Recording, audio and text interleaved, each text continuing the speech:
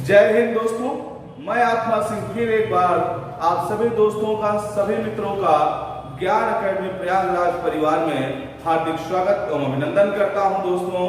और previous class में हम आपके साथ संविधान सभा के गठन से संबंधित टॉपिक पर डिस्कशन किया था और आज हम लोग पुनः उसके आगे कंटिन्यू डिस्कशन करेंगे। और ध्यान दीजिएगा दोस्तों, सभी लोग इस टॉपिक को बड़े शिद्दत के साथ पढ़िए, क्योंकि यहाँ से अक्सर किसी न किसी चाहे छोटा एग्जाम हो या बड़ा एग्जाम हो, हर एक जगह पर यहाँ से क्वेश्चन पूछे जाते हैं। इसीलिए आप लोगों से मैं फिर दरख्वास्त करूंगा कि सीरियस होकर के पेन कॉपी लेकर के बैठ जाए और इसको आगे राइट कर करके बढ़ते जाए। जब तक आप रिटन फॉर्म में नहीं करेंगे तब तक आपकी स्टडी अच्छी नहीं मानी जाएगी, ठीक है। तो और अपने मित्रों को भी शेयर कर दें ताकि वो लोग भी इसका फायदा उठा पाए और अपने कैरियर में आगे बढ़ पाए। तो दोस्तों ध्यान दीजिएगा, और आज के लेक्चर को मैं कुछ मोटिवेशनल पंक्तियों के साथ स्टार्ट करता हूं। तो देखिएगा क्या है, ना पूछ कि मेरी मंजिल कहां है, ना पूछ कि मेरी मंजिल कहां है, अभी तो सफर का इरादा किया है, और ना हारूंगा हौसला चाहे कुछ भी हो जाए, ये मैंने किसी और से नहीं बल्कि खुद से वादा किया है। दोस्तों देखिएगा, कहा गया ना पूछ के मेरी मंजिल कहाँ है, मुझे नहीं पता मेरी मंजिल कहाँ है। और देखिए आगे, अभी तो मैंने सफर का इरादा किया, अभी तो स्टार्टिंग हुआ है दोस्तों, आगे देखते जाओ। मैंने आपसे शुरुआत में ही कहा था, मेरे पास जो टीम है, मेरे दोस्त हैं, मेरे साथी हैं, साथी टीचर्स हैं, बहुत ही उच्च क्वालिटी के आपके सामने मटेरियल लेके आएंगे। इसलिए मैंने कहा अभी तो क्या हुआ, ना पूछ कि मेरी मंजिल कहाँ है, नहीं पता कि अभी मंजिल कहाँ है, और अभी तो सफर का इरादा किया है, अभी तो शुरुआत मात्र है दोस्तों। और आगे देखिए, ना हारूंगा हौसला, ना हारूंगा हौसला कभी, चाहे कुछ भी हो जाए, चाहे कुछ भी हो जाए, ये मैंने किसी और से नहीं बल्कि खुद से वादा किया है। और यही चीज आप लोगों को अपने अंदर बिठा के रखना है, यही चीज आप लोगों को अपने अंदर बैठा के रखना है दोस्तों। खास करके इन दोनों लाइनों को देखिएगा, ना हारूंगा हौसला चाहे कुछ भी हो जाए, मतलब मैं तैयारी करने से कभी नहीं डरूंगा, कुछ भी हो जाए पूरी शिद्दत के साथ तैयारी करूंगा। और इसके बाद क्या दिया गया, ये मैंने किसी और से नहीं बल्कि खुद से वादा किया। जिस दिन दोस्तों आपकी अंतरात्मा खुद से कहेगी नहीं तू कर, तू पढ़ सकता है, तू नौकरी पा सकता है, बहुत दूर नहीं होगी आपकी मंजिल आपके कदमों पे होगी दोस्तों, ठीक है। इन्हीं पंक्तियों के साथ मैं अपने लेक्चर को आज प्रारंभ करता हूं। देखिएगा दोस्तों, इसी लेक्चर के साथ में अपना आज का लेक्चर प्रारंभ करता हूं। माउंटबेटन योजना, माउंटबेटन योजना या माउंटबेटन प्लान क्या था, क्यों आया भारत, उसके पीछे की क्या मतलब कहानी रही, उसके विषय में हम थोड़ा सा आपके साथ डिस्कशन करते हैं, ठीक है दोस्तों। देखिएगा, दरअसल ये घटनाक्रम शुरू हो जाता है कैबिनेट मिशन प्लान से। कब से शुरू हो जाता है, कैबिनेट मिशन प्लान से। अच्छा, जब कैबिनेट मिशन भारत आया था तो उसने अपने उस प्लान के अंदर बताया था भारत में एक अंतरिम गवर्नमेंट की स्थापना किया जाएगा।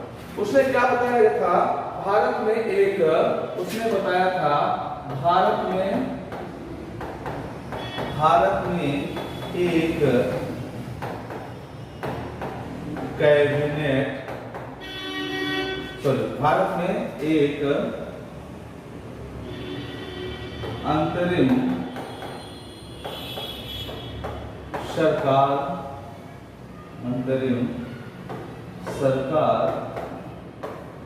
का गठन किया जाएगा दोस्तों, गठन किया जाएगा। अच्छा, ये बात कब की गई थी, किया जाए, ये कब कही गई थी बात, तो याद रखिए दोस्तों, ये कैबिनेट मिशन प्लान की योजना है।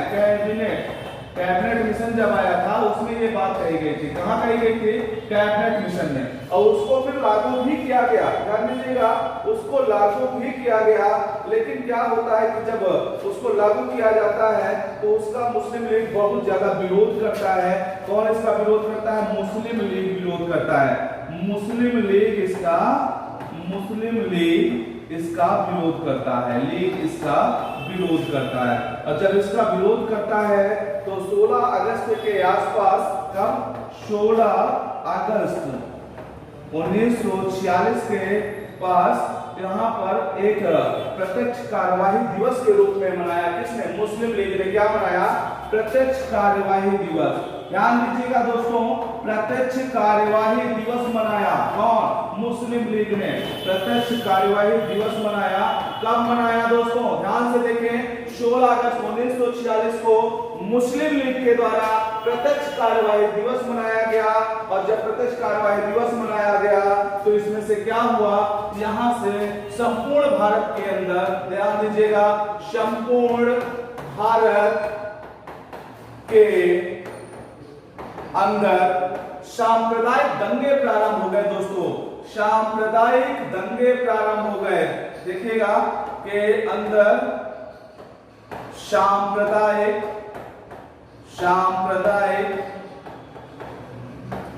दंगे प्रारंभ हो गए। ठीक है दोस्तों, ध्यान दीजिएगा। माउंटबेटन योजना क्या थी? देखिएगा, इसकी पहले कुछ पृष्ठभूमि है। क्या पृष्ठभूमि? भारत में एक अंतरिम सरकार का गठन किया जाए। कहां पर कहा गया? ये कैबिनेट मिशन में कहा गया। उसके बाद पंडित जवाहरलाल नेहरू जी के अध्यक्षता में, कह सकते हैं उनके नेतृत्व में, भारत में एक अंतरिम गवर्नमेंट का स्थापना किया गया। और मैंने अंतरिम गवर्नमेंट में आपको बताया भी था कि 5 मेंबर मुस्लिम लीग के भी थे। आप लोगों को याद होगा, जोगिंदरनाथ मंडल थे, लियाकत अली थे, और गजानफर साहब थे, और चुंदरेकर साहब थे। काफी 5 लोग थे वहां पे। आपको मैं 5 के विषय बताया हूं।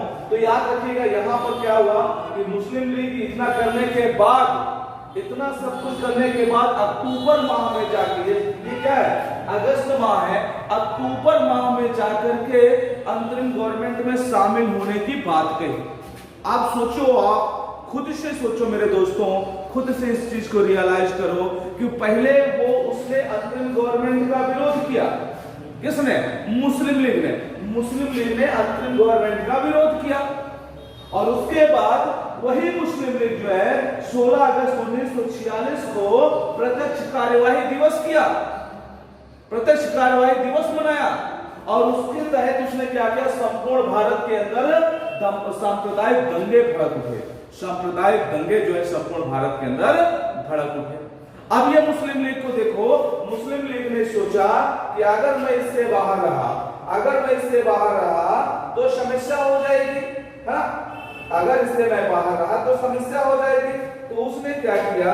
अंतरिम गवर्नमेंट में शामिल होने का निर्णय लिया। कौन? मुस्लिम लीग। मुस्लिम लीग ने क्या निर्णय लिया दोस्तों? चलिए इसका एक स्क्रीनशॉट ले लीजिए या नोट करते चलिए। चलिए आगे देखते हैं। मुस्लिम लीग ने एक निर्णय ले लिया। मुस्लिम लीग ने शामिल होने का निर्णय लिया। किसमें शामिल होने का? शामिल होने का निर्णय। और किसमें शामिल होना है? इसको शामिल होना था अंतरिम गवर्नमेंट के अंदर, अंतरिम सरकार के अंदर। और मैं आप लोगों को इस बात के विषय में बता चुका हूं कि अंतरिम गवर्नमेंट में शामिल होने का उसका कोई बहुत अच्छा इंटेंशन नहीं था, कुछ बहुत अच्छा उसका मतलब इरादा नहीं था, बिल्कुल इरादा नहीं था। क्यों पता है? क्योंकि आप लोग याद करिए उस समय को याद करिए जब इसी अंतरिम गवर्नमेंट के विषय में डॉक्टर भीमराव अंबेडकर जी ने कहा था। क्या कहा था? यह एक देश की सरकार है जिसे 2 राष्ट्र चला रहे हैं। इस पर मैंने आपके साथ डिस्कशन किया था कि यह एक देश की सरकार है जिसे 2 राष्ट्र चला रहे हैं। इसका मतलब आप लोगों को मैं समझाया भी था कि एक राष्ट्र जो है वो एक देश की सरकार का मतलब हो गया भारत देश, और 2 राष्ट्र का मतलब हो गया, क्योंकि कांग्रेस तो भारत के लिए परेशान था और जो मुस्लिम लीग था वो किसके लिए परेशान था? पाकिस्तान के लिए परेशान। ठीक है, अगर ये बात थी तो आगे क्या होता है? आगे क्या होता है इसको आप देखिएगा। तो जब अंतरिम सरकार में शामिल हो गए तो इन लोगों को ये मानना था कि अगर अंतरिम गवर्नमेंट में हम शामिल हो जाएंगे तो शामिल होने के उपरांत हम कांग्रेसियों का भी विरोध कर पाएंगे और अपने पाकिस्तान की मांग को भी रख पाएंगे वहां पे, मतलब बड़े शिद्दत के साथ रख पाएंगे चीजों को। तो इन्होंने ये सब कुछ किया और देखिए जब अंतरिम गवर्नमेंट में शामिल होने का निर्णय ले लिया और इसके बाद क्या किया मुस्लिम लीग ने एक चीज और किया कि जो संविधान सभा की प्रथम बैठक थी, अच्छा ये शामिल कब हुए थे इसमें अंतरिम गवर्नमेंट में मुस्लिम लीग शामिल हुई थी 26 अक्टूबर को, याद रखिएगा 26 अक्टूबर 1946 को, मैंने इसको आपको बताया है। तो देखिए अब मुस्लिम लीग ने क्या किया, संविधान सभा की जो प्रथम बैठक थी, संविधान सभा की प्रथम बैठक में इन लोगों ने भाग नहीं लिया। कौन भाग नहीं लिया? इन्होंने भाग नहीं लिया। किसने भाग नहीं लिया? मुस्लिम लीग ने। इन्होंने भाग नहीं लिया। ठीक है, और सोचिए आप कि संविधान सभा की प्रथम बैठक, अच्छा प्रथम बैठक कब हुई थी? संविधान सभा की प्रथम बैठक कब हुई थी? 9 दिसंबर 1946 को। कब हुई थी दोस्तों? 9 दिसंबर 1946 को संविधान सभा की प्रथम बैठक हुई थी। इसके विषय मैंने आपको बताया भी, तो इसमें मुस्लिम लीग ने प्रतिभाग नहीं किया। जब मुस्लिम लीग ने इसमें प्रतिभाग नहीं किया और क्या किया मुस्लिम लीग ने? मुस्लिम लीग ने कहा हमें पृथक संविधान सभा का, हमारे लिए पृथक संविधान सभा का निर्माण किया जाए। हमारे लिए अलग संविधान सभा का निर्माण किया जाए। ठीक है दोस्तों, ध्यान दीजिएगा, मुस्लिम लीग ने ये कहा और उसने संविधान सभा के उसमें भाग भी नहीं लिया। और देखिए आगे घटना क्या घटती है कि दिसंबर की घटना है। उसके बाद आप लोगों को पता है कि ब्रिटेन में जो आम चुनाव हुए थे तो वहां लेबर दल की गवर्नमेंट बनी थी। किसकी गवर्नमेंट बनी थी? लेबर दल की गवर्नमेंट बनी थी। ठीक है दोस्तों, लेबर दल के जो मुखिया थे वो क्लीमेंट एटली साहब थे और क्लीमेंट एटली साहब ने 20 फरवरी 1947 को, ध्यान दीजिएगा, क्लीमेंट एटली साहब की एक घोषणा होती है हाउस ऑफ कॉमन में, क्लीमेंट एटली साहब ने एक घोषणा की।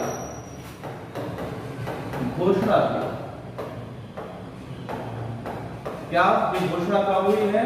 ये हुई है 20 फरवरी 1947। कब हुई है? 20 फरवरी 1947 को हुआ। और इसमें इन्होंने क्या कहा? देखिए क्लीमेंट एटली साहब ने इसमें कहा तो क्या कहा? क्लीमेंट एटली साहब ने इस घोषणा में कहा था कि हम भारत को 30 जून 1948 तक, हम भारत को 30 जून 1948 के पूर्व छोड़ देंगे और सत्ता हस्तांतरित कर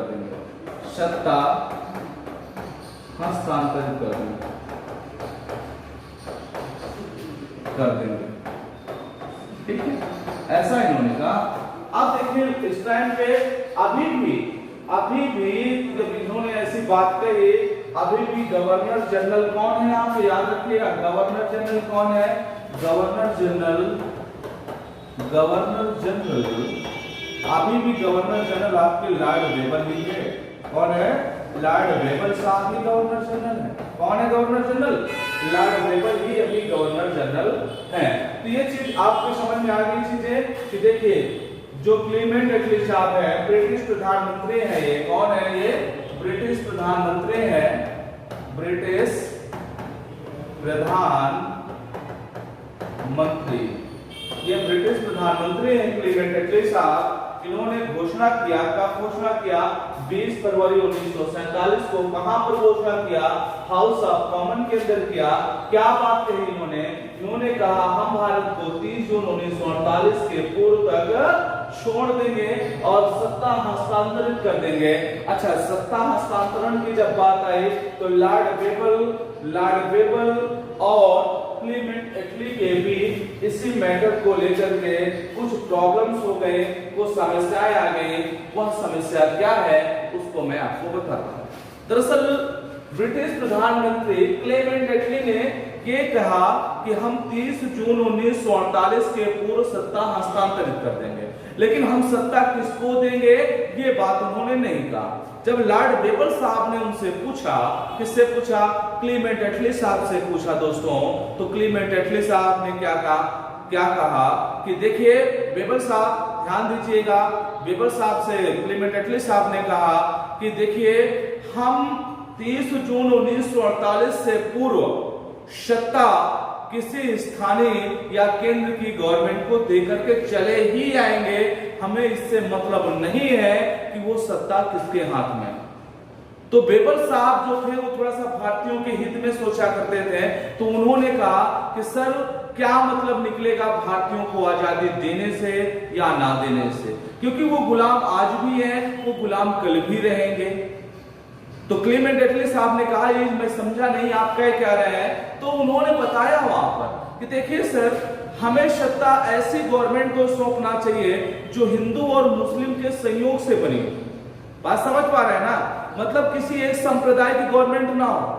अगर केवल मुस्लिम की गवर्नमेंट होगी या मुस्लिम को सत्ता आप देके चले आएंगे तो निश्चित रूप से जो हिंदू भाई हैं उन पर मुस्लिम भाई अत्याचार करेंगे। और अगर आप हिंदू भाइयों को, जो हिंदू भाई शासक है उसको आप सत्ता देके चले आए तो मुस्लिम भाई पर अत्याचार करेगा। तो वो गुलाम आज भी है और कल भी रहेंगे, और सांप्रदायिकता आज भी उनके यहाँ कूट कूट के कल भी रहेंगे। तो सर ऐसे सत्ता हस्तांतरण के क्या मतलब निकले? तो लॉर्ड क्लीमेंट एटली ने कहा नहीं, मैं तो ठान लिया हूं कि 30 जून 1948 के पूर्व तक मैं भारत को छोड़ दूंगा, बाकी उसके भाग्य पे छोड़ दो भारत के, कौन क्या कैसे करता है इससे मुझे कोई लेना देना नहीं है। जब ये बात हो गई तो लॉर्ड वेबल साहब इस चीज से नाखुश हो गए और नाखुश होकर के वो अपना इस्तीफा दे दिया। किस पद से? वायसराय के पद से लॉर्ड वेबल साहब इस्तीफा दे देते हैं। इस बात से नाखुश होकर के लॉर्ड वेबल साहब वायसराय के पद से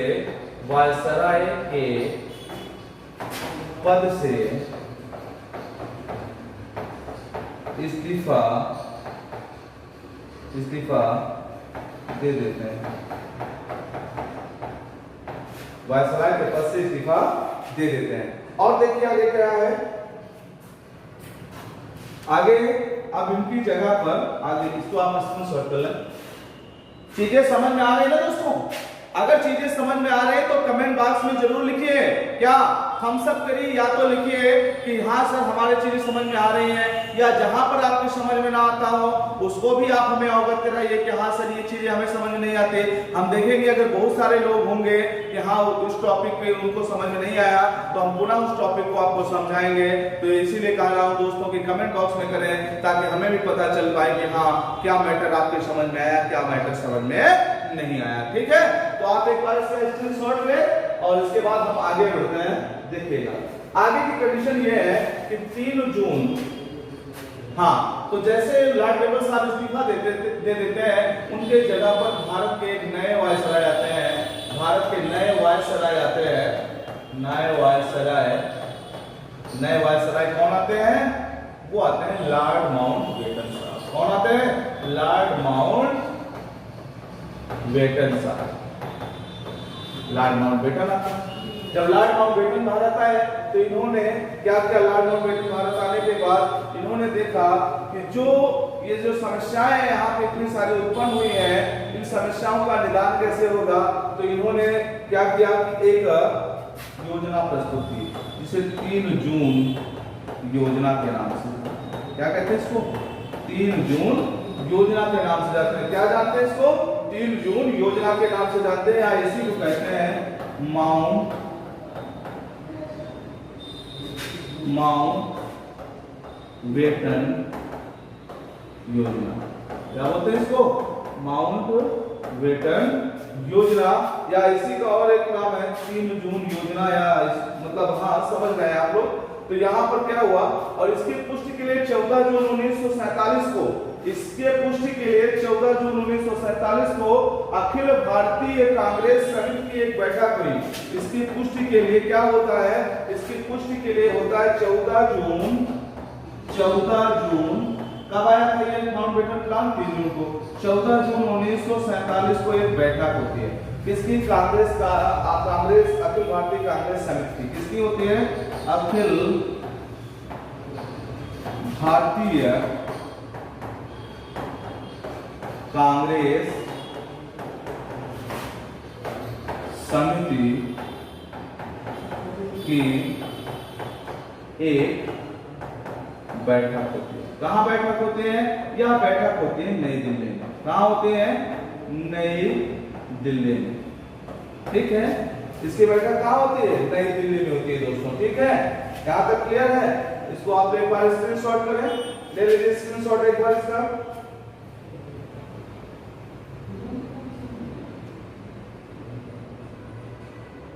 हो गया? चलिए आगे बढ़ते हैं। अब आगे देखिएगा। अच्छा, जो आप देखिए अखिल भारतीय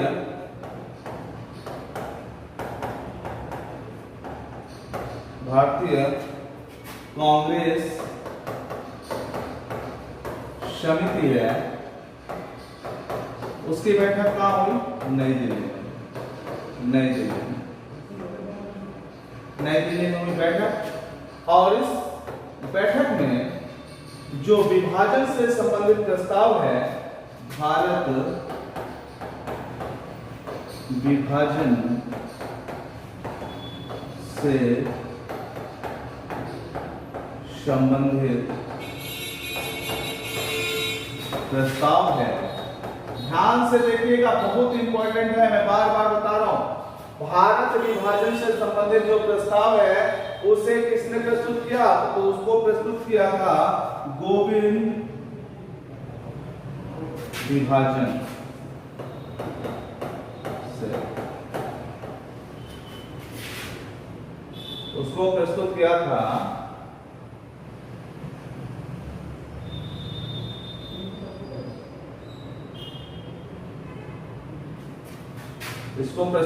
देखिए, भारत विभाजन संबंधित प्रस्ताव किसने प्रस्तुत किया?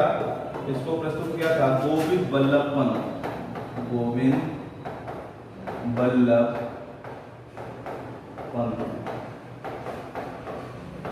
ये उत्तर प्रदेश के प्रथम मुख्यमंत्री भी रहे, उत्तर प्रदेश के फर्स्ट मुख्यमंत्री। इन्होंने इसको प्रस्तुत किया। किसे प्रस्तुत किया?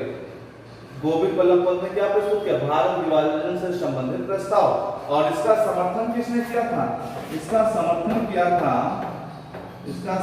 किया था मौलाना अबुल कलाम आजाद ने। अबुल कलाम आजाद। किसने इसका समर्थन किया? मौलाना अबुल कलाम आजाद ने इसका समर्थन किया। और देखिएगा तो बेबल के मतलब योजना के तहत क्या किया गया? योजना के तहत क्या गया? प्रावधान किया गया कि ब्रिटिश भारत को दो महत्वपूर्ण राष्ट्रों में डिवाइड किया जाएगा। एक राष्ट्र होगा भारत और एक होगा पाकिस्तान। किस कौन से नाम दिया गया? एक होगा भारत, दूसरा होगा पाकिस्तान। और देखिएगा, एक मिनट इसको आप अपना नोट करें, आगे बढ़ते हैं। चलिए, हाँ, अब आगे क्या होता है? इस योजना के तहत प्रावधान, इस योजना के तहत प्रावधान, इस योजना के तहत क्या प्रावधान किया गया? इसको आपको जानना होगा। इस योजना के तहत प्रावधान किया गया कि जो ब्रिटिश भारत है, ब्रिटिश भारत, इसके दो पार्ट किए जाएंगे। एक होगा भारत और दूसरा होगा पाकिस्तान। एक होगा भारत और दूसरा होगा पाकिस्तान। और एक चीज और ध्यान दीजिए, एक होगा भारत, एक होगा पाकिस्तान। और पंजाब और बंगाल के विभाजन के लिए क्या कहा गया? पंजाब और बंगाल के विभाजन के लिए, पंजाब और बंगाल के विभाजन के लिए क्या कहा गया? कि जनमत संग्रह करवाया जाएगा। क्या करवाया जाएगा? जनमत संग्रह, जनमत संग्रह करवाया जाएगा, संग्रह करवाया जाएगा। इंपॉर्टेंट है, बहुत इंपॉर्टेंट है, ये याद रखिएगा। पंजाब और बंगाल के विभाजन के लिए क्या कहा गया? कि जनमत संग्रह करवाया जाएगा। अब जैसे पंजाब दो पार्टों में बटा है ना, पूर्वी पंजाब, पश्चिमी पंजाब, उसी तरह बंगाल भी बटा है, पूर्वी बंगाल, पश्चिम बंगाल, दो पार्टों में। और देखिए देशी रियासतों के लिए यहाँ पे क्या कहा गया? देशी रियासतों के लिए, देशी रियासतों के लिए कहा गया, देशी रियासतों के लिए कहा गया। उस समय कुल 562 देशी रियासत थी। कितनी थी? 562 देशी रियासतें थी। और कहा गया कि जो भी देशी रियासत जिस भी, चाहे पाकिस्तान के साथ हो, चाहे भारत के साथ हो, जिसके साथ भी वो रहना चाहे या मिलना चाहे, वह उसके साथ मिलकर रह सकता है, इसमें कोई बाउंडेशन नहीं होगा। तो देखिएगा इसमें से 539 देशी रियासतों ने, 539 देशी रियासतों ने अपने आप को स्वतः भारत में विलय कर दिया। ठीक है। और उसके बाद समथिंग 20 देशी रियासतों ने पाकिस्तान में विलय कर दिया। 3 देशी रियासत ऐसी थी, 3 देशी रियासतें जिसने अपनी स्वतंत्रता को बनाए रखा था, अपनी स्वतंत्रता को। 3 देशी रियासत, 3 देशी रियासतें ऐसी थी जिन्होंने अपनी स्वतंत्रता को बनाए रखा था। ठीक है दोस्तों। बाद में इसमें सरदार पटेल जी ने इस पे भी कार्रवाई किया, बाद में मैं इसके विषय में आपसे चर्चा करूंगा।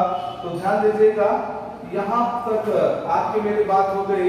और ये कहा गया आगे भारत और पाकिस्तान जो दोनों होंगे वो इच्छा अनुसार, जो भारत और पाकिस्तान है इनके विषय में दोनों के लिए कहा गया, वो अपनी इच्छा अनुसार राष्ट्रमंडल में रह सकते हैं, राष्ट्रमंडल में रह सकते हैं या त्याग सकते हैं,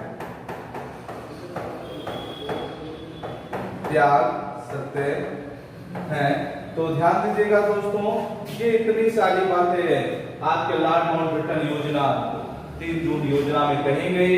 और देखिएगा जहां पे भी आपको समझ में ना आया हो उसको आप कमेंट बॉक्स पे जरूर डालिएगा।